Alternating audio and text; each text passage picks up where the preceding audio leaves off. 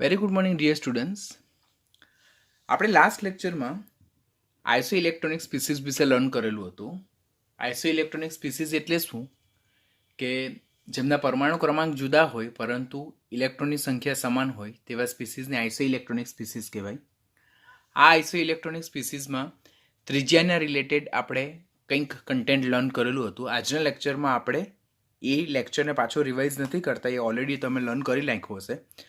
આજે એ જે ટોપિક છે તેના રિલેટેડ આપણે એક્સરસાઇઝ સોલ્વ કરવાના છે, બિકોઝ એ એક્સરસાઇઝ થોડી કન્સેપ્ચ્યુઅલ છે. તો જો આપણને એમસીક્યુ બેઝમાં એ એક્સરસાઇઝ બેઝમાં જો કન્સેપ્ટ શીખવામાં આવે તો આપણને નીટમાં જો એના રિલેટેડ કોઈક ટફ એમસીક્યુ પૂછાય તો આપણે એને સારી રીતે સોલ્વ કરી શકીએ. તો આજના લેક્ચરમાં આપણે આયનીય ત્રિજ્યા અને આઇસો ઇલેક્ટ્રોનિક સ્પીસીસને લગતી એક્સરસાઇઝ સોલ્વ કરશું, જેથી આપણો કન્સેપ્ટ વધુ પાકો થઈ જાય.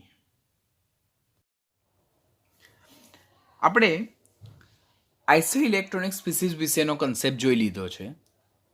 હવે એના બેઝ પરથી આપણે એક્સરસાઇઝ સોલ્વ કરીએ.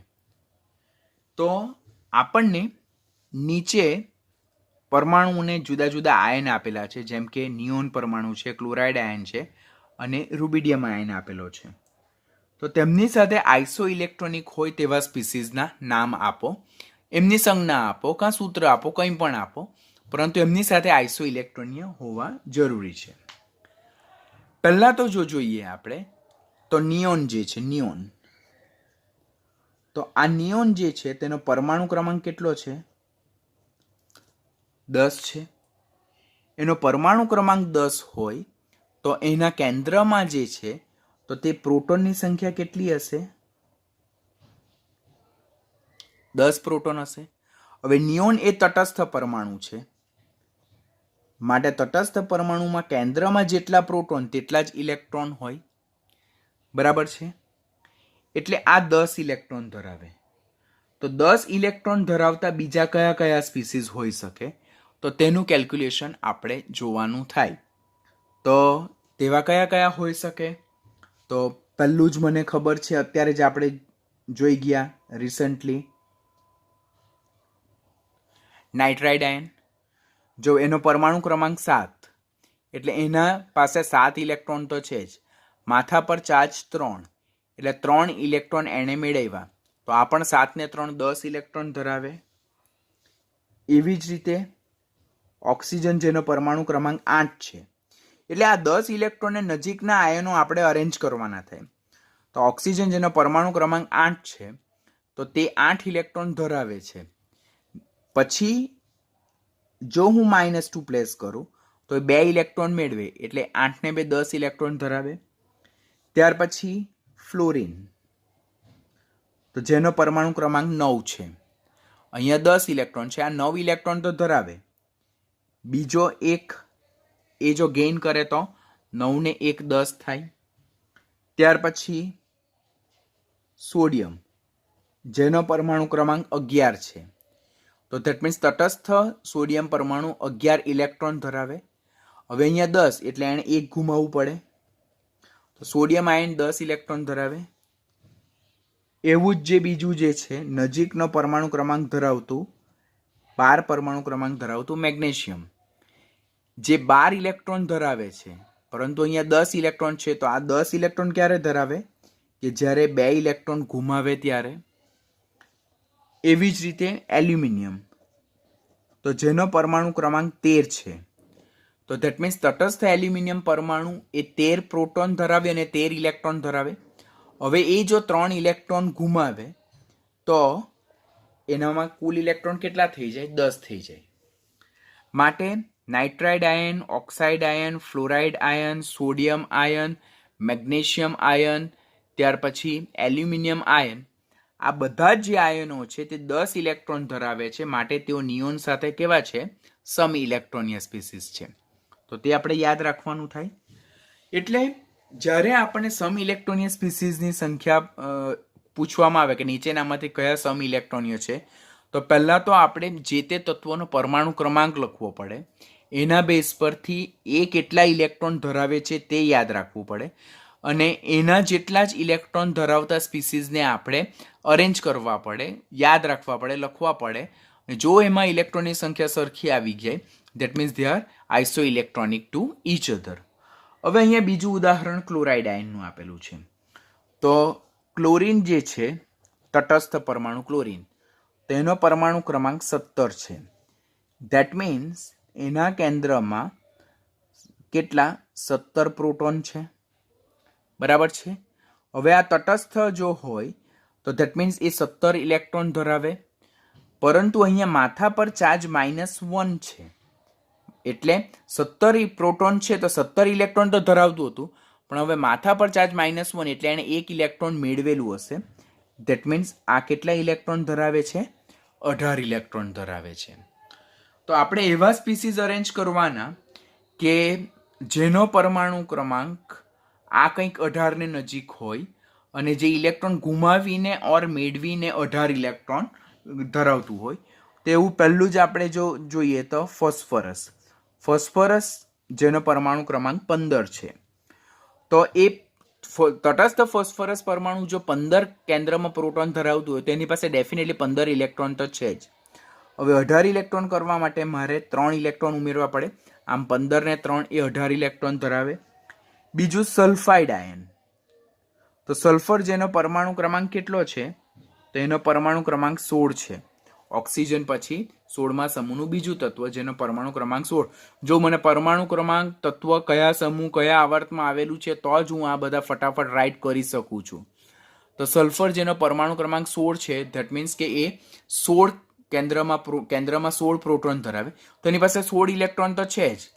આઇસો ઇલેક્ટ્રોનિક આની સાથે ક્યારે થાય? જ્યારે એ 2 ઇલેક્ટ્રોન મેળવે તો સલ્ફાઇડ આયન તે પણ ક્લોરાઇડ આયન સાથે આઇસો ઇલેક્ટ્રોનિક છે. ત્યાર પછી આવે અર્ગન, જેને આર્ગોન પણ કહેવાય, જેનો પરમાણુ ક્રમાંક જ 18 છે, બરાબર. તો તટસ્થ આર્ગન કેન્દ્રમાં 18 પ્રોટોન અને 18 ઇલેક્ટ્રોન ધરાવે. પછી પોટેશિયમ આયન કે જેનો પરમાણુ ક્રમાંક 19 છે.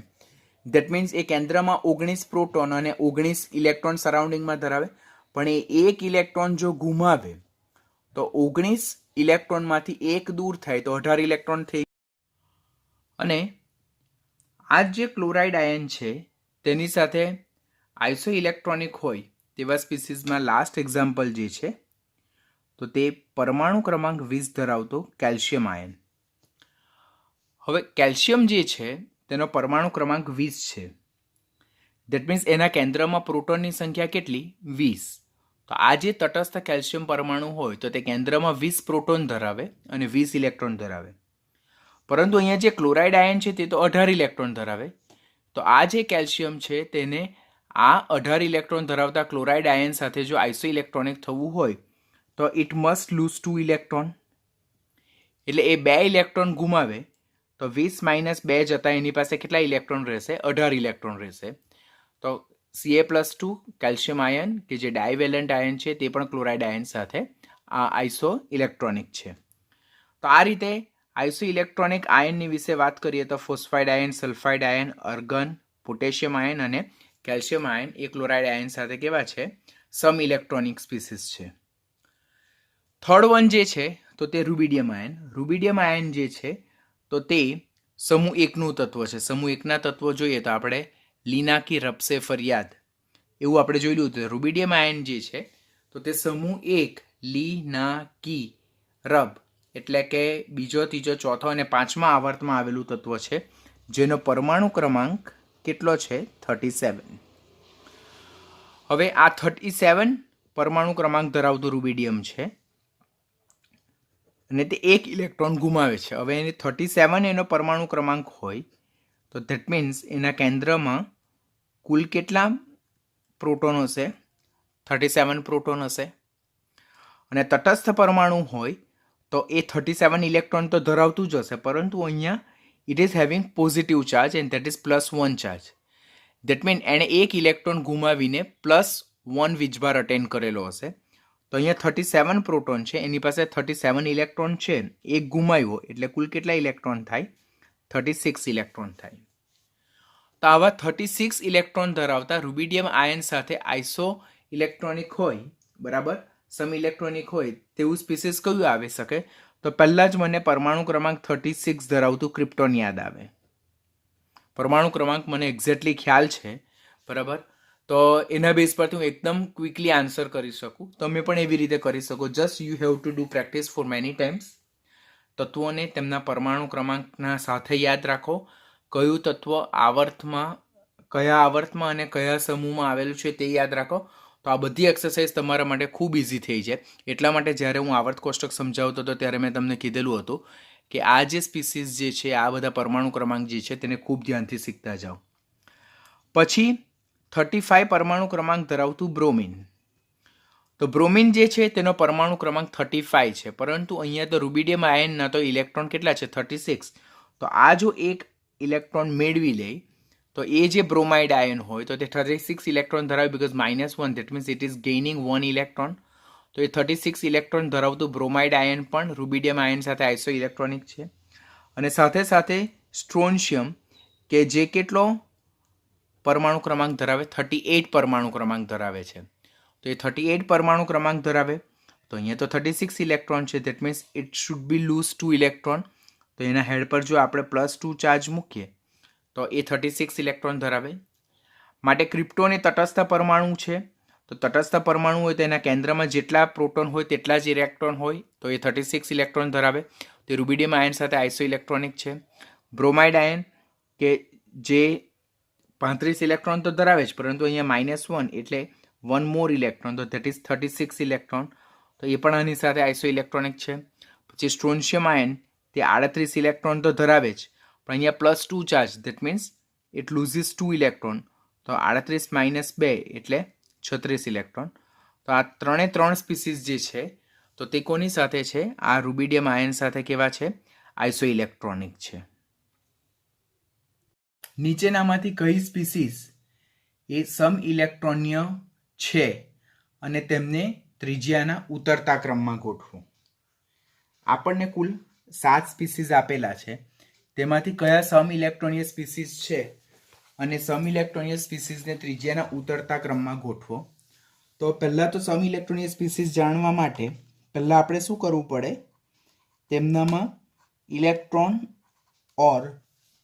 ઇલેક્ટ્રોનની સંખ્યા સમાન છે કે નહીં તે જોવું પડે.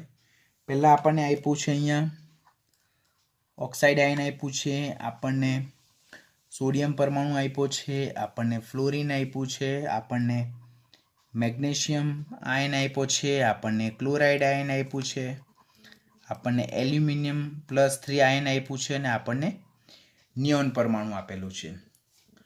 તો પહેલાં આપણે એટમ ઓર આયનને આ રીતે ગોઠવી દીધા.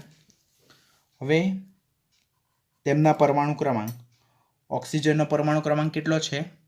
8 છે.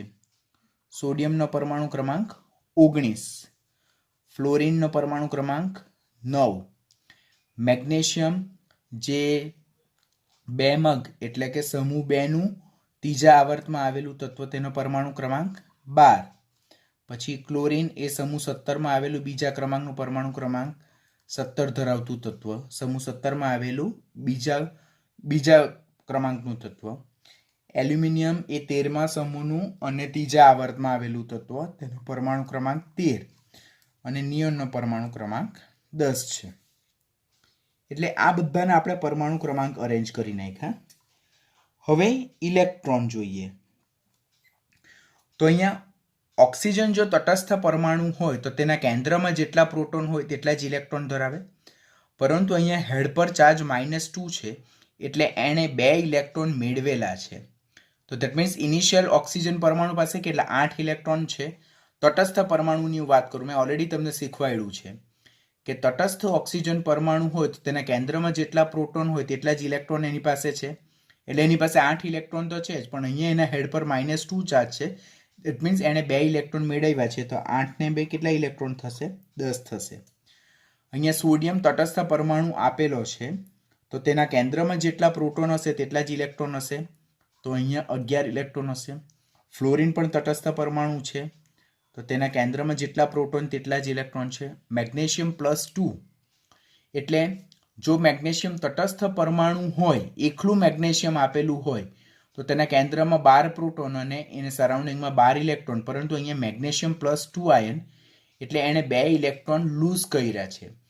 કોઈપણ તટસ્થ પરમાણુ જેટલા ઇલેક્ટ્રોન ગુમાવે તેટલા તેના ધન વીજભારમાં વધારો થાય ઓર એના ધન વીજભાર જેટલો ધન વીજભાર હોય તેટલા ઇલેક્ટ્રોન એને લૂઝ કર્યા છે તે ઇન્ડિકેટ કરે.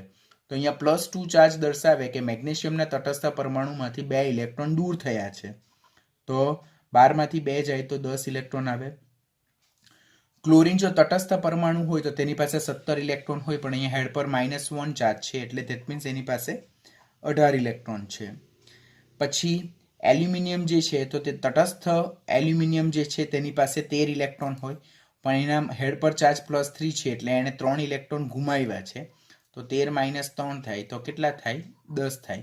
અને અહીંયા નિયોન તટસ્થ પરમાણુ છે તો ધેટ મીન્સ એની પાસે 10 ઇલેક્ટ્રોન છે. ખ્યાલ આવે ને હું શું કહેવા માંગુ છું તે? અહીંયા 10 કેવી રીતે આવ્યા કે જો તટસ્થ ઓક્સિજન પરમાણુ હોય તો એની પાસે 8 ઇલેક્ટ્રોન તો હોય. હવે એના હેડ પર ચાર્જ -2 છે, ધેટ મીન્સ એણે કેટલા ઇલેક્ટ્રોન મેળવ્યા? 2 ઇલેક્ટ્રોન મેળવ્યા. તેના બેઝ પરથી 10 થયું. હવે અહીંયા સોડિયમ અને ફ્લોરિન તો તટસ્થ પરમાણુ છે, ધેટ મીન્સ એના કેન્દ્રમાં જેટલા પ્રોટોન છે તેટલા જે ઇલેક્ટ્રોન ધરાવે છે. અહીંયા મેગ્નેશિયમ જે છે તો જો મેગ્નેશિયમ તટસ્થ પરમાણુ હોય તો તે કેટલા ઇલેક્ટ્રોન ધરાવતું હોય? 12 ઇલેક્ટ્રોન ધરાવે. પરંતુ અહીંયા મેગ્નેશિયમ +2 આયન છે, ધેટ મીન્સ એણે 2 ઇલેક્ટ્રોન ગુમાવ્યા છે, તેના બેઝ પરથી 10 ઇલેક્ટ્રોન ધરાવે. પછી જો ક્લોરીન તટસ્થ પરમાણુ હોય તો એ 17. આમ તટસ્થ ક્લોરીન જે 17 કેન્દ્રમાં પ્રોટોન ધરાવે સાથે 17 ઇલેક્ટ્રોન ધરાવે. હવે એના હેડ પર -1 ચાર્જ છે, ધેટ મીન્સ એણે 1 ઇલેક્ટ્રોન મેળવ્યો છે, તો 17 ને 1 18 થાય. અને એલ્યુમિનિયમ વિશે તો સમજાવી દીધું. હવે આ બધામાં સમ ઇલેક્ટ્રોનીય સ્પીસીસ કયા છે કે જેઓના કેન્દ્રમાં પ્રોટોનની સંખ્યા જુદી જુદી છે, જેઓ જુદા જુદા પરમાણુ ક્રમાંક ધરાવે છે પરંતુ ઇલેક્ટ્રોનની સંખ્યા સરખી ધરાવે. તો એક તો જોઉં 10 10 10 અને 10. તો એક ઓક્સાઇડ આયન, ત્યાર પછી એક Mg+2 આયન, એક એલ્યુમિનિયમ આયન અને એક નિયોન. આટલા જે ચાર જે છે તો તે એકબીજાના શું છે? સમ ઇલેક્ટ્રોનીય સ્પીસીસ છે. માટે હવે આપણે લખીએ કે O-2 પછી Mg+2 Al+3 અને નિયોન સમાન સંખ્યામાં ઇલેક્ટ્રોન ધરાવે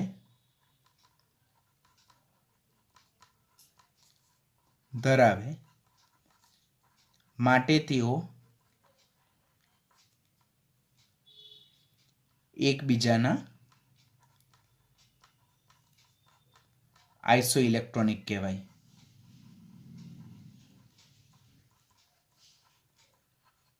હવે આ જે આઇસો ઇલેક્ટ્રોનિક સ્પીસીસ જે છે તો તેમની ત્રિજ્યા માપવા માટે આપણે તેનો Z/E નો રેશિયો ફાઇન્ડ કરવો પડે. તો આપણે ઓક્સાઇડ આયન જોઈએ, પછી Mg+2 જોઈએ, પછી Al+3 જોઈએ અને નિયોન જોઈએ. તો Z/E નો રેશિયો જો જોઈએ ઓક્સાઇડ આયનમાં, તો ઓક્સાઇડ આયનમાં 8/10 કરતાં Z/E નો રેશિયો કેટલો મળે? 0.8 મળે. પછી મેગ્નેશિયમમાં જો તો 12/10 કરતાં આપણને 1.2 મળે. પછી એલ્યુમિનિયમમાં 13/10 કરતાં 1.3 મળે અને નિયોનમાં 10/10 કરતાં આપણને Z/E નો રેશિયો શું મળે છે? 1 મળે છે. હવે આ જે તત્વો જે છે તેમનો પરમાણુ ક્રમાંક અપોન ઇલેક્ટ્રોનનો ગુણોત્તર આપણને આ મળે. આપણને ખબર છે સમ ઇલેક્ટ્રોનીય સ્પીસીસ માટે આયનીય ત્રિજ્યા એ 1/Z/E નો જે ગુણોત્તર છે તેના વ્યસ્ત પ્રમાણમાં છે. જેનો Z/E નો ગુણોત્તર સૌથી વધારે હશે તેની આયનીય ત્રિજ્યા સૌથી ઓછી હશે, અને જેનો Z/E નો ગુણોત્તર સૌથી ઓછો હશે તેની આયનીય ત્રિજ્યા સૌથી વધારે હશે. તો અહીંયા આપણે આ જે સ્પીસીસ છે તેમને તેમના Z/E ના ગુણોત્તરના ચડતા ઓર ઉતરતા ક્રમમાં ગોઠવીએ આપણે.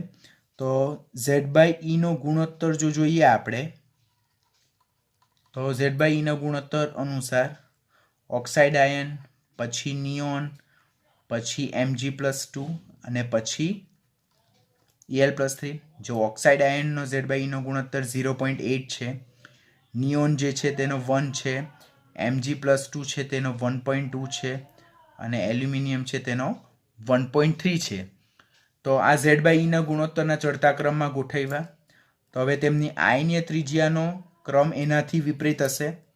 એટલે ઓક્સાઇડ આયનની આયનીય ત્રિજ્યા સૌથી વધારે હશે, પછી નિયોનની હશે, પછી Mg+2ની હશે અને પછી Al+3ની હશે. તો this is our correct answer. એટલે આપેલ એક્સરસાઇઝમાં આપણે શું કર્યું કે પહેલાં જે જુદા જુદા તત્વો છે તેને અરેન્જ કર્યા જે પ્રમાણે સિક્વન્સમાં આપેલા છે. ત્યાર પછી બધા જ તત્વો જે છે તેમનો પરમાણુ ક્રમાંક લખ્યા. પછી તેમના આયન, ઋણ આયન ઓર ધન આયન ઓર તટસ્થ પરમાણુના બેઝ પર આપણે ઇલેક્ટ્રોન લખ્યા. પછી જેમનામાં ઇલેક્ટ્રોનની સંખ્યા આપણને સરખી મળી તેવા સ્પીસીસને આપણે આઇસો ઇલેક્ટ્રોનિક કીધા. હવે આવા આઇસો ઇલેક્ટ્રોનિક સ્પીસીસ જે હોય તો તેના આપણે જો આયનની ત્રિજ્યા નક્કી કરવી હોય તેના માટે પહેલાં આપણે Z/E નો ગુણોત્તર નક્કી કરવો પડે. Z/E નો ગુણોત્તર એટલે શું? પરમાણુ ક્રમાંક અપોન ઇલેક્ટ્રોનની સંખ્યા. તો તે પહેલાં ગુણોત્તર આપણે આ રીતે કેલ્ક્યુલેટ કર્યો. Z/E નો ગુણોત્તર ક્યારે આપણને ખબર પડે? જ્યારે જે તે તત્વના પરમાણુ ક્રમાંક અને તેના તે સ્પીસીસ કેટલા ઇલેક્ટ્રોન ધરાવે તે સંખ્યા ખબર હોય તો જ આપણે Z/E નો ગુણોત્તર એકદમ કરેક્ટલી ફાઇન્ડ કરી શકીએ છીએ. તો એના બેઝ પરથી આપણે Z/E નો ગુણોત્તર ફાઇન્ડ કર્યો. ત્યાર પછી આપણે ઓલરેડી લાસ્ટ લેક્ચરમાં જોઈ ગયા હતા કે આયનીય ત્રિજ્યા એ Z/E ના ગુણોત્તરના વ્યસ્ત પ્રમાણમાં છે. એટલે જેનો Z/E નો ગુણોત્તર સૌથી વધારે છે તેની આયનીય ત્રિજ્યા સૌથી ઓછી છે અને જેનો Z/E નો ગુણોત્તર સૌથી ઓછો છે તેની આયનીય ત્રિજ્યા સૌથી વધારે. એવું કેમ થાય? કારણ કે જે સ્પીસીસમાં Z/E નો ગુણોત્તર સૌથી વધારે તેમાં કેન્દ્રના પ્રોટોન દ્વારા ઇલેક્ટ્રોન પર લાગતું આકર્ષણ બળ સૌથી વધારે હશે. તો એવા કિસ્સામાં આયનીય ત્રિજ્યા સૌથી ઓછી હશે. માટે આ પ્રકારની એક્સરસાઇઝ સોલ્વ કરવા માટે તો આપણને કમ્પલસરી જુદા જુદા તત્વોના પરમાણુ ક્રમાંક યાદ રહેવા જોઈએ. તત્વો આવર્ત કોષ્ટકમાં કયા સમૂહ અને કયા આવર્તમાં આવેલા છે તે ખબર હોવું જોઈએ. તેમના સાચા પરમાણુ ક્રમાંકના બેઝ પરથી ઇલેક્ટ્રોન ગુમાવતા કેટલા ઇલેક્ટ્રોન મળે અને ઇલેક્ટ્રોન ગુમાવતા કેટલા ઇલેક્ટ્રોન મળે અને ઇલેક્ટ્રોન મેળવતા કેટલા ઇલેક્ટ્રોન મળે તે આપણને કેલ્ક્યુલેશન આવડવું જોઈએ. તો આ પ્રકારના ક્વેશ્ચનને આપણે પરફેક્ટલી સોલ્વ કરી શકીએ છીએ. Mg, Mg+2, Al, Al+3 ને તેમના કદના ઉતરતા ક્રમમાં ગોઠવો. જ્યારે આ પ્રકારના ક્વેશ્ચન હોય ત્યારે સૌ પ્રથમ તો આપણે શું કરવું પડે? પહેલાં તો Z/E નો ગુણોત્તર ફાઇન્ડ કરવો પડે. તો આપણે જોઈએ, આપણી પાસે છે Mg, Mg+2, Al અને Al+3. હવે જો પરમાણુ ક્રમાંક લખીએ તો Mg નો પરમાણુ ક્રમાંક 12 છે. અહીંયા ભૂલ અહીંયાથી જ થશે. જો પરમાણુ ક્રમાંક ખોટો લખ્યો એટલે આખો ક્વેશ્ચન તમારો રોંગ થશે. તો મેગ્નેશિયમનો પરમાણુ ક્રમાંક 12, એમાંથી બનતા આયનમાં પણ મેગ્નેશિયમનો પરમાણુ ક્રમાંક 12 રહે, કારણ કે જે પરમાણુ ક્રમાંક છે તે હંમેશા તટસ્થ હોય જે તે પરમાણુ માટે. એલ્યુમિનિયમનો પરમાણુ ક્રમાંક 13 અને એમાંથી બનતા ધન આયનનો પરમાણુ ક્રમાંક પણ 13. હવે ઇલેક્ટ્રોન જો જોઈએ તો તટસ્થ મેગ્નેશિયમ કેન્દ્રમાં જેટલા પ્રોટોન ધરાવે તેટલા જ સરાઉન્ડિંગમાં ઇલેક્ટ્રોન ધરાવે, માટે આ 12 ઇલેક્ટ્રોન ધરાવે. અહીંયા તટસ્થ મેગ્નેશિયમ 12 ઇલેક્ટ્રોન ધરાવે, તેમાંથી 2 ઇલેક્ટ્રોન ગુમાવે છે બીકોઝ માથા પર ચાર્જ કેટલો છે? +2. તો ધેટ મીન્સ આ કેસમાં કેટલા ઇલેક્ટ્રોન ધરાવે? 10 ઇલેક્ટ્રોન ધરાવે. તટસ્થ એલ્યુમિનિયમના કેન્દ્રમાં જેટલા પ્રોટોન હોય તેટલા સરાઉન્ડિંગમાં ઇલેક્ટ્રોન ધરાવે, એટલે 13 ઇલેક્ટ્રોન ધરાવે. અને Al+3 જે છે તો તેના કેન્દ્રમાં જેટલા પ્રોટોન છે તેટલા ઇલેક્ટ્રોન ધરાવે, પણ સાથે સાથે અહીંયા માથા પર ચાર્જ +3 છે એટલે એણે 3 ઇલેક્ટ્રોન ગુમાવ્યા હશે. તો ધેટ મીન્સ 13 - 3 કરતાં આપણને કેટલા મળે છે? 10 મળે છે. આના બેઝ પરથી આપણે Z/E નો ગુણોત્તર ફાઇન્ડ કરીએ. તો 12/12, તો એના બેઝ પરથી Z/E નો ગુણોત્તર આપણને 1 મળે. પછી 12/10 કરીએ તો Z/E નો ગુણોત્તર 1.2 મળે. અને 13/13 કરીએ તો Z/E નો ગુણોત્તર આપણને 1 મળે. અને 13/10 કરીએ તો આપણને Z/E નો ગુણોત્તર કેટલો મળે છે? 1.3 મળે છે. તો પહેલાં તો બેઝિક વસ્તુ આ જ કરવાની કે જુદા જુદા પરમાણુ અને તેમાંથી બનતા ધન આયનો ઋણ આયનને આ રીતે લખી કાઢવાના, તત્વોના પરમાણુ ક્રમાંક લખવાના, તેમાંથી બનતા ધન આયન અને ઋણ આયનનો પરમાણુ ક્રમાંક પણ એ જ રહે કે જેમ કે સપોઝ મેગ્નેશિયમ અને મેગ્નેશિયમ +2 આયન તો તેનો પરમાણુ ક્રમાંક સમાન છે. તેવી જ રીતે એલ્યુમિનિયમ અને એલ્યુમિનિયમ +3 આયન તો બંનેમાં એલ્યુમિનિયમનો પરમાણુ ક્રમાંક સમાન, બીકોઝ પરમાણુ ક્રમાંક એ કોઈ પણ દિવસ ચેન્જ નહીં થાય જે તે પરમાણુ માટે. ઇલેક્ટ્રોનની સંખ્યા ચેન્જ થઈ શકે છે. હવે તટસ્થ પરમાણુ હોય તેના કેન્દ્રમાં જેટલા પ્રોટોન હોય તેટલા ઇલેક્ટ્રોન ધરાવે. તો અહીંયા મેગ્નેશિયમનો પરમાણુ ક્રમાંક 12 છે તો દેટ મીન્સ એ 12 ઇલેક્ટ્રોન ધરાવે. Mg+2 દેટ મીન્સ એણે 2 ઇલેક્ટ્રોન ગુમાવ્યા હશે તો તટસ્થ જે મેગ્નેશિયમ હોય તે 12 ઇલેક્ટ્રોન ધરાવે, એમાંથી 2 ઇલેક્ટ્રોન દૂર થાય તો 10. શા માટે 2 ઇલેક્ટ્રોન દૂર થયા? કારણ કે એના માથા પર ચાર્જ +2 છે. માથા પર જેટલો ધન વીજભાર વધારે તેટલા ઇલેક્ટ્રોન વધારે ગુમાવેલા હશે. અને આ 12 કાં છે? તો તટસ્થ મેગ્નેશિયમ પરમાણુ 12 ઇલેક્ટ્રોન ધરાવે તેના બેઝ પરથી.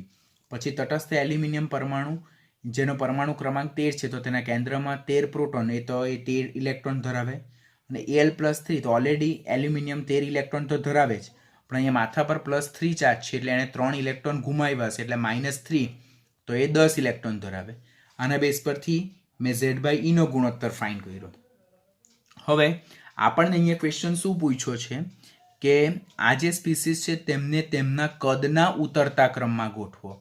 હવે આપણને ખબર છે કે જ્યારે સમ ઇલેક્ટ્રોનીય સ્પીસીસ હોય તો આયનીય કદ જે છે તો તે Z/E નો જે ગુણોત્તર છે તેના વ્યસ્ત પ્રમાણમાં છે. તો જો આપણને આયનીય કદના ઉતરતા ક્રમમાં ગોઠવવું હોય તો તેમને આપણે Z/E ના ચડતા ક્રમમાં ગોઠવવા પડે. આપણે તો Z/E ના ચડતા ક્રમમાં ગોઠવીએ આપણે તો 1 1 1.2 અને 1.3. 1.3 કોનો? Al+3 નો. 1.2 કોનો? Mg+2 નો. પછી 1 કોનો? એ એલ્યુમિનિયમ અને મેગ્નેશિયમનો. તો ત્રિજ્યા જો જોઈએ આપણે તો ત્રિજ્યા આપણે એમ કહીએ કે મેગ્નેશિયમ અને એલ્યુમિનિયમની સરખી, પછી Mg+2 અને પછી Al+3ની. આપણે આ રીતે કરી શકીએ, પણ યાદ રાખવાનું કે મેગ્નેશિયમ અને એલ્યુમિનિયમની જો વાત કરીએ તો આ તો આપણને ખબર છે કે Al+3 નો જે Z/E નો ગુણોત્તર સૌથી વધારે માટે એની ત્રિજ્યા ઓછી. પછી એવી જ રીતે Mg+2 નો જે Z/E નો ગુણોત્તર આના કરતાં ઓછો એટલે એની ત્રિજ્યા આના કરતાં વધારે. બટ આ આપણા માઇન્ડમાં ફિટ થઈ શકતું નથી. કેમ ફિટ નહીં થઈ શકે? તો આપણને ખબર છે કે હું વાત કરું તો સમૂહ 2 નો ત્રીજો આવર્ત અને સમૂહ 13 નો ત્રીજો આવર્ત. તો સમૂહ 2 અને ત્રીજા આવર્તમાં આવેલું તત્વ મેગ્નેશિયમ અને સમૂહ 13માં અને ત્રીજા આવર્તમાં આવેલું તત્વ તે કયું છે? એલ્યુમિનિયમ. તો જેમ આવર્તમાં ડાબીથી જમણી બાજુ તરફ જઈએ તેમ પરમાણુય ત્રિજ્યા શું થવાનું વલણ દર્શાવે છે? ઘટવાનું વલણ દર્શાવે છે. બરાબર? એટલે મેગ્નેશિયમ કરતાં એલ્યુમિનિયમની ત્રિજ્યા કેવી છે? હંમેશા ઓછી જોવા મળે. તો આ જે સિક્વન્સ જે છે તો તેમાં સિક્વન્સ વાઇઝ આપણે કરેક્શન શું કરવું પડે કે અહીંયા મેગ્નેશિયમની ત્રિજ્યા એ એલ્યુમિનિયમ કરતાં વધારે આવવી જોઈએ. અને ભલે તેમને Z/E નો ગુણોત્તર સરખો થાય, ભલે એમના Z/E નો ગુણોત્તર સરખો થાય, પણ એ લોકો સમ ઇલેક્ટ્રોનિક સ્પીસીસ નથી. વધુમાં જો અહીંયા Mg+2 અને Al+3 માટે એ બંનેના ઇલેક્ટ્રોન સરખા છે. That means they are iso electronic to each other. અને આઇસો ઇલેક્ટ્રોનિક સ્પીસીસમાં જે આયનીય કદ જે છે તો Z/E ના ગુણોત્તરના સંદર્ભમાં ચેક કરવું પડે. તેના બેઝ પરથી મને ખબર પડી ગયું કે Mg+2 નું કદ એ Al+3 કરતાં વધારે છે, કારણ કે Mg+2 નું Z/E નો ગુણોત્તર એ Al+3 કરતાં ઓછો છે. પરંતુ અહીંયા મેગ્નેશિયમ અને એલ્યુમિનિયમ એકબીજાના આઇસો ઇલેક્ટ્રોનિક નથી, બીકોઝ તેમના ઇલેક્ટ્રોનની સંખ્યા સરખી નથી. બંનેના Z/E નો ગુણોત્તર સરખો હોવા છતાં પણ મેગ્નેશિયમનું કદ એ એલ્યુમિનિયમના કદ કરતાં કેવું જોવા મળે? વધારે જોવા મળે. કેમ? તો કારણ કે મેગ્નેશિયમ એ સમૂહ 2 નું ત્રીજા આવર્તમાં આવેલું તત્વ છે અને એલ્યુમિનિયમ એ સમૂહ 13 નું ત્રીજા આવર્તમાં આવેલું તત્વ છે. અને આવર્તમાં ડાબીથી જમણી બાજુ તરફ જતા ત્રિજ્યામાં શું થાય છે? ઘટાડો થાય છે. માટે આપેલ સ્પીસીસમાં સૌથી વધારે ત્રિજ્યા મેગ્નેશિયમની, ત્યાર પછી એલ્યુમિનિયમની, ત્યાર પછી Mg+2ની અને ત્યાર પછી સૌથી ઓછી ત્રિજ્યા કોની છે? Al+3ની. ધીસ ઇઝ ઇમ્પોર્ટન્ટ વન અને this is also important one. જો એક જ ન્યુમેરિકલમાં બે કન્સેપ્ટ એપ્લાય થયા, એક તો આઇસોઇલેક્ટ્રોનિક સ્પીસીસનો કન્સેપ્ટ પણ એપ્લાય થયો અને સેકન્ડ જે છે તો કે આવર્તમાં ડાબીથી જમણી બાજુ તરફ જતા ત્રિજ્યામાં ઘટાડો થાય તે કન્સેપ્ટ પણ એપ્લાય થયો. વધુમાં Mg કરતાં એમાંથી બનતા જે Mg+2 છે તેની ત્રિજ્યા ઓછી હોય, એલ્યુમિનિયમ અને એમાંથી બનતા ધન આયનની ત્રિજ્યા ઓછી હોય, Mg+2 કરતાં Al+3માં જે ધન વીજભાર વધારે છે માટે એની ત્રિજ્યા વધારે હોય. કોની? Mg+2ની. તો આ પ્રમાણે જોઈએ તો સૌથી જો આ ડબલ એરો જે છે, ડબલ એરો પોઇન્ટેડ પોર્શન જો અહીંયા અને અહીંયા, તો એ પ્રમાણે જો તો સૌથી ઓછી ત્રિજ્યા કોની? Al+3. તો મારો આન્સર કેવો છે? સાચો છે. અને સૌથી જો આ ડબલ પાંખિયા વાળો પોર્શન એ કોના તરફ છે? મેગ્નેશિયમ તરફ છે. તો સૌથી વધારે ત્રિજ્યા કોની છે? મેગ્નેશિયમની. તો આ રીતેનું જે તમને ટ્રીક છે તે પણ આવડી જાય તો પણ ખબર પડે મેગ્નેશિયમ કરતાં એમાંથી બનતા ધન આયનની ત્રિજ્યા હંમેશા ઓછી હોય, એલ્યુમિનિયમ કરતાં એમાંથી બનતા ધન આયનની ત્રિજ્યા હંમેશા ઓછી હોય. બરાબર. આવર્તમાં ડાબીથી જમણી બાજુ તરફ જતા ત્રિજ્યા ઘટવાનું વલણ દર્શાવે. મેગ્નેશિયમ અને એલ્યુમિનિયમ એકબીજાના આઇસો ઇલેક્ટ્રોનિક છે અને Z/E નું વેલ્યુ Al+3માં વધારે છે માટે એની ત્રિજ્યા એ Mg+2 કરતાં કેવી? ઓછા જોવા મળે. અને આ પ્રમાણે જોઈએ તો જો આ જે પોઇન્ટેડ પોર્શન છે, પોઇન્ટેડ પોર્શન, એરોનો પોઇન્ટેડ પોર્શન, આ જે છે તેને પોઇન્ટેડ પોર્શન કહેવાય, તે એલ્યુમિનિયમ+3 એટલે સૌથી ઓછી ત્રિજ્યા કોની છે? સૌથી ઓછી ત્રિજ્યા Al+3ની છે. અને જો ડબલ પાંખિયાવાળો પોર્શન તે સૌથી બાજુ કોના તરફ છે? મેગ્નેશિયમ તરફ. એટલે સૌથી વધારે ત્રિજ્યા કોની જોવા મળે? મેગ્નેશિયમની જોવા મળે. તો એના બેઝ પરથી સિક્વન્સ જો મેગ્નેશિયમની સૌથી વધારે છે, આપણે કન્સેપ્ટ એપ્લાય કર્યો, અને સૌથી ઓછી ત્રિજ્યા કોની છે? Al+3. તો આ પ્રકારનું બ્લોક પણ તમને MCQ ને કરેક્ટલી સોલ્વ કરવામાં ખૂબ હેલ્પફુલ થશે.